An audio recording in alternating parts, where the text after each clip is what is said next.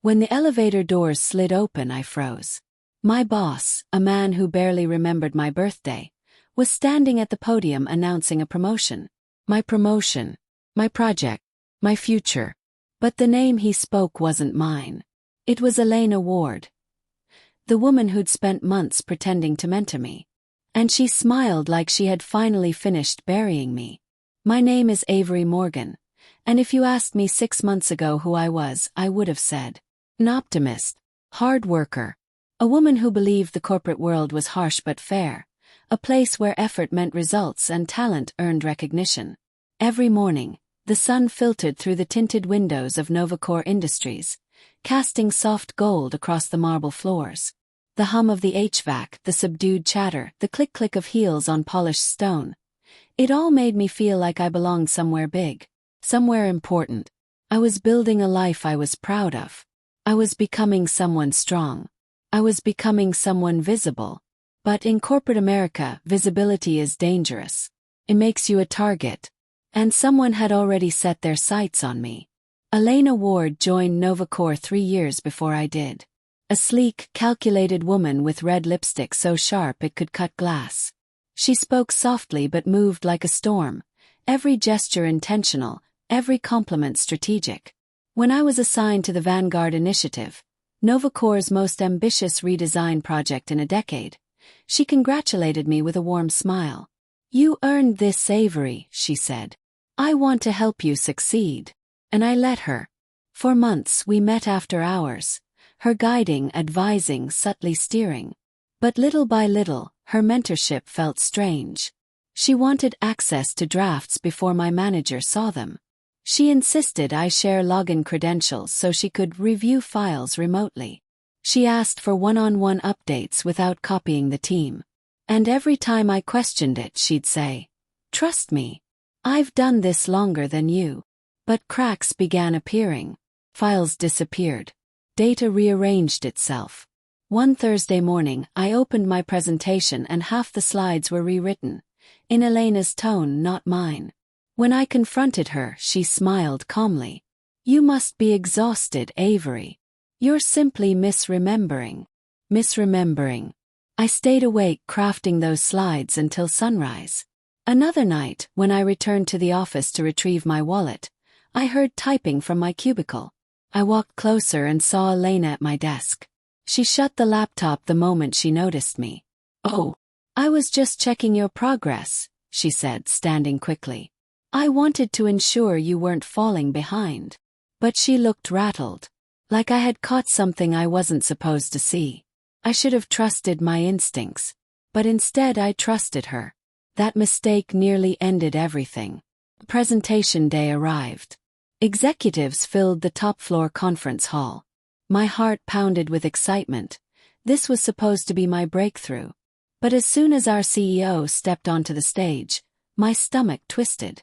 "We are proud to announce the leader of the Vanguard Initiative," he said, smiling at the crowd. My fingers tightened around my notebook. "Elena Ward." My breath shattered.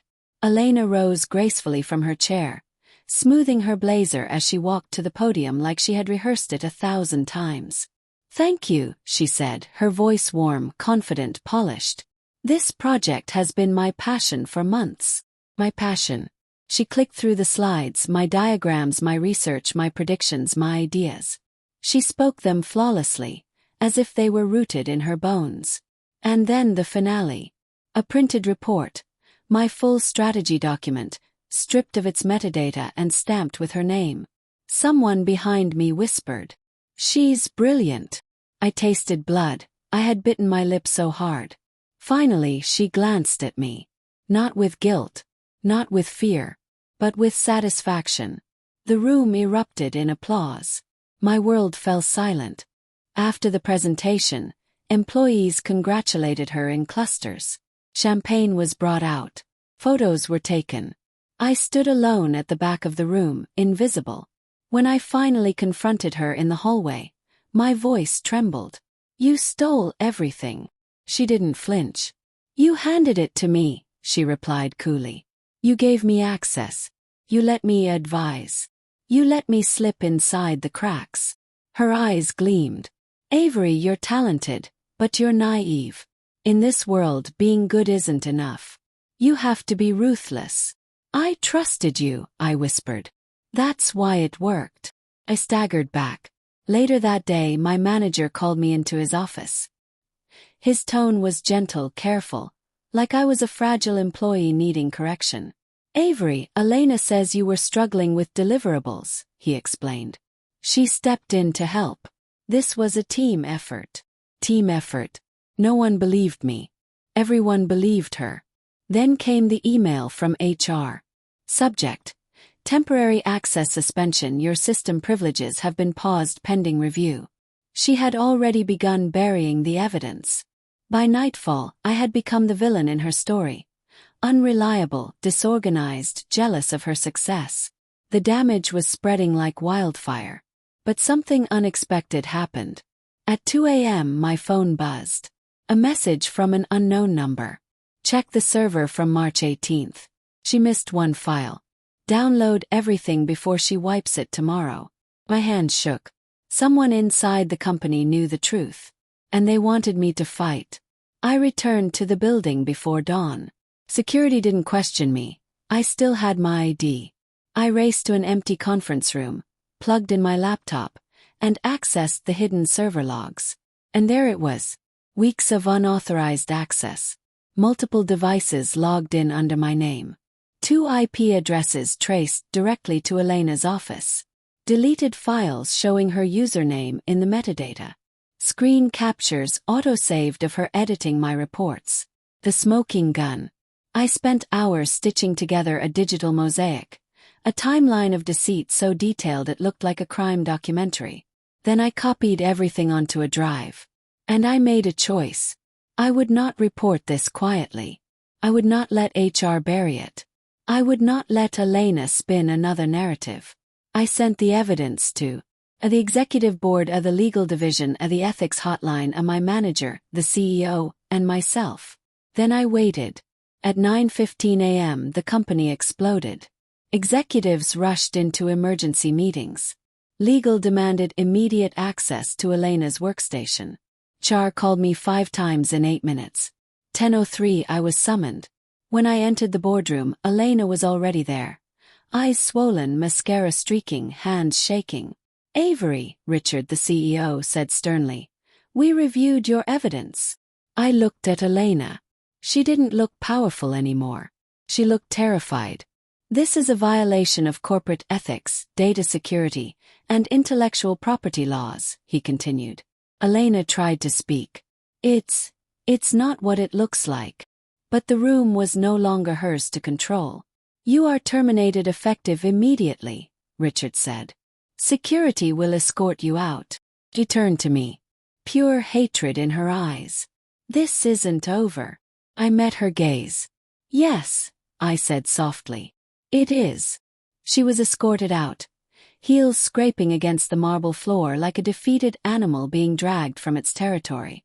In the weeks that followed, everything changed. Novacor conducted a full investigation and found she had manipulated 3 other employees in previous years.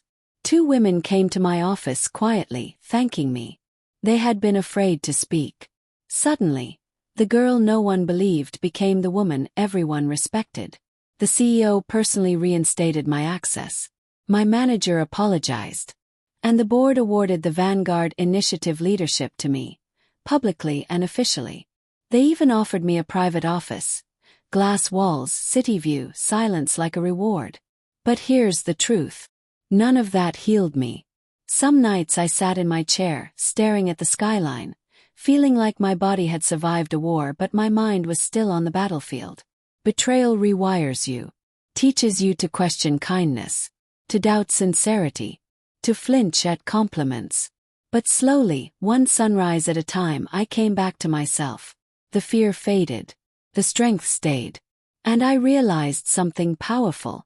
I didn't win because I was smarter. I didn't win because I was tougher.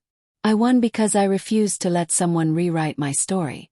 Some endings are painful, but necessary. Because the truth is simple. The person who betrays you is never stronger than the person who survives it. Tell me, What you would have done in my place. Don't forget to like, share, comment, and subscribe to Reddit Diaries.